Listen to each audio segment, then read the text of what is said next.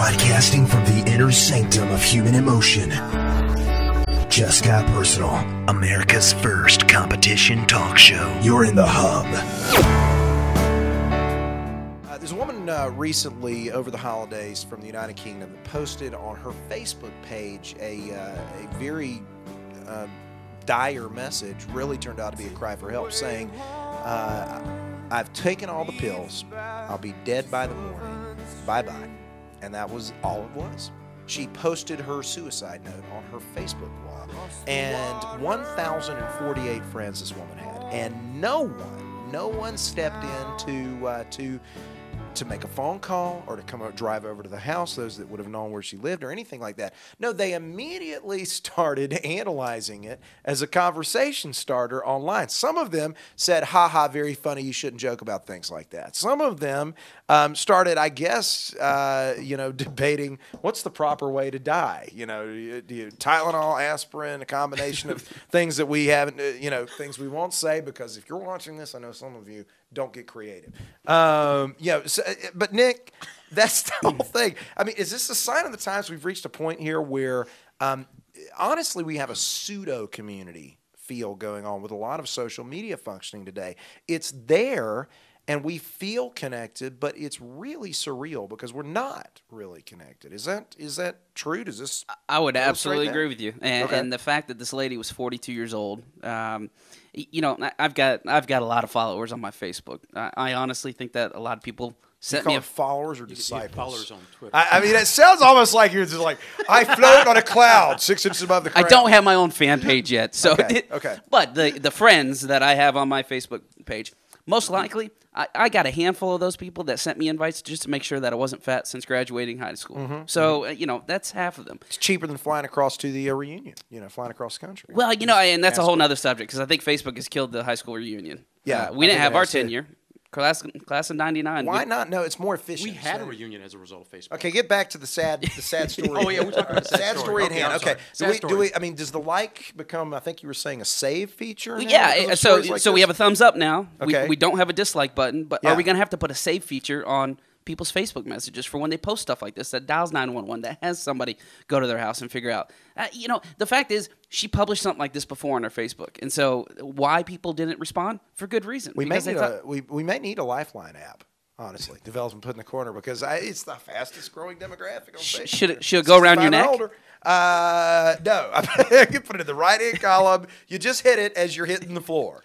What do you think? They won't be able to see it. What good is it going to do if they can't see it? You do it when you feel it coming on. You don't. Okay. Some of them can. It's not like a heart attack. Okay. Back to the serious issue at hand. And back to the community, the whole issue of social media, and are we becoming isolationist? Because I have to ask a question: does the technology drive the interaction, or does the interaction drive the technology? And I believe it's the former, not the latter now. We have really reached a point where we've gotten so enamored, obsessed with the technology. Look what we can do. Look what we can do. That we create the technology and then we find uses for it. Rather than saying, how do we complement relationship dynamics, and how do we complement really authentic community and create technology to actually do that? It seems as if we got the cart before the horse, and this kind of thing was inevitable. Rich? Well, is the guy that drives the car over the cliff, who's at fault? The guy who made the car, or the guy who drove it over the cliff? God, he made the cliff. Unless you're Toyota and you made the faulty brake pedal. The point I'm trying to make is this lady probably was not very mentally stable. Mm-hmm. Okay, so the result of her not being stable, she unfortunately she took her own life. We can't blame the technology of Facebook or her friends for not jumping on it and saying, "Oh wow, we need to run over there and knock on the door." That's not what it's there for. It's to reconnect with people. It's not to govern their lives. It's not to be your next door neighbor. I got Facebook friends in California. Some I haven't seen in 10, 12, 20 years, but we still, communicate. But I wouldn't expect to post something on the internet and them hop on a plane and fly all the way to the East Coast to go check and see if I'm going to pull through or not. Well, sure, but let me flip that over to you. If something was posted like that, would your next door neighbor, who's your friend, that happened to see it, would that be cause for concern? And I think that's what the real issue was, is that this lady's mother was her own Facebook friend and missed this. Well, that's true, but by the same token, I would also expect that if I were going through some kind of crisis in my life, that my next door neighbor, just by being my next door neighbor, is going to notice something different about me, either when I walk out to the mailbox or not walk out to the mailbox on a daily basis. So we can't blame a technology for our failure as a society to interact with one another. I mean, it's all a part of the big metropolitan, gobbledygook that we live in now. When we had Andy Taylor and, Mayberry, it was, we had community.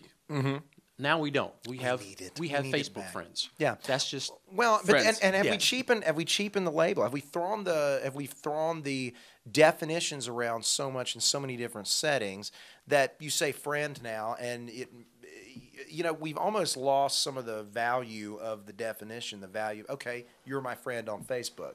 In other words, our Facebook definition of friendship now crowds out our real definitions of friendship. I think honestly, and I'll throw this out, beat a dead horse into glue because I'm a sadist like that, and say that the raw technology. Yeah, they hate me anyway. Raw technology, is introduced into a society that values autonomy over and independence over interdependence. Was this just the natural way? We essentially did what we knew how to do. We took the technology and used it to reinforce our existing identity about ourselves. Not reinforce. Reinforce. I would think reinvent. Reinvent. Okay. In some cases, validate. Because I mean, honestly, what I see here when I read this article is that she's reinforcing her autonomy. I mean, we came from the motherland. We all like to build moats around ourselves. The difference is we build moats and we put a yard gnome outside of it to guard it. In other words, we build our autonomy, and this gives us a way to superficially feel connected. I would agree. And so, are you basing that based on the number of friends that you have, or the number of comments that people leave on a picture of you?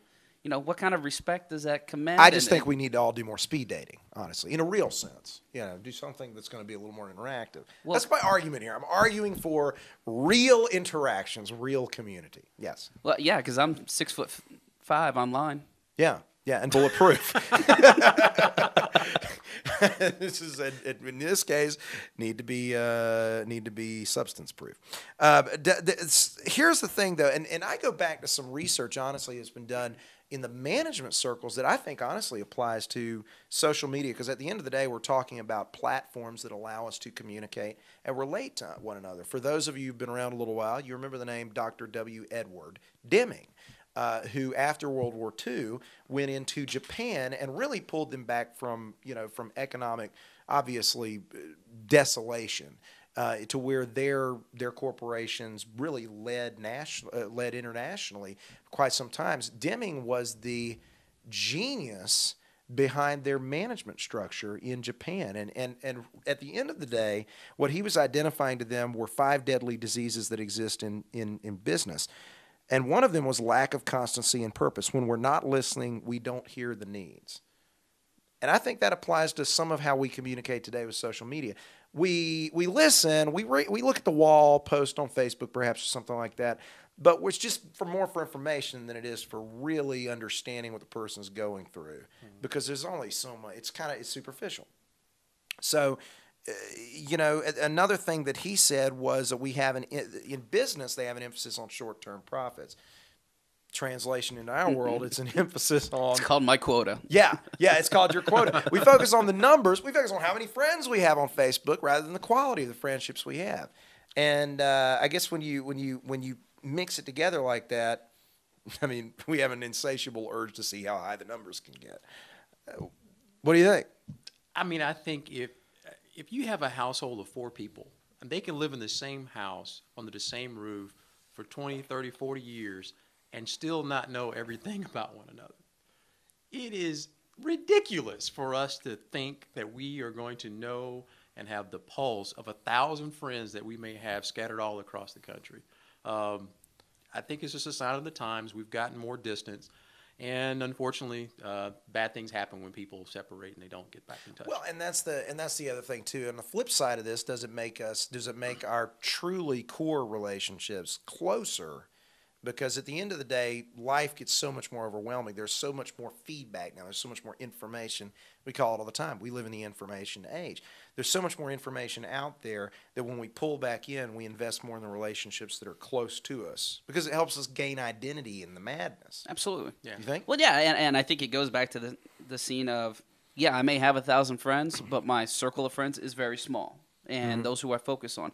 Now, I will tell you, I do wake up a little bit early in the morning, and I go through my wall post, and I see what people are doing. And I'm genuinely intrigued, mostly by positive people, of what people are up to. And, to me, it kind of gets my day started. No, you're not. You're a peeping Tom. Okay, so, yeah, I want to make sure that Sally from high school didn't get too fat. There you go. But, no, and realistically is finding out, who is really living life to the fullest and who is just putting on a face. Well, and ultimately, at the end of the day, I think Deming said it best. If you focus on building the individual, if you focus on the result of the business, in this case, the result of relationships, you end up building a stronger community. You end up building a stronger corporation. You end up building a stronger life in general. So, yes, the tools are there. The tools are useful, but I think the story itself illustrates pretty poignantly. We cannot focus so much on the technology, how cool it is, that we forget what it means to connect, truly connect, and what the difference looks like. We'll see you tomorrow on The Hub.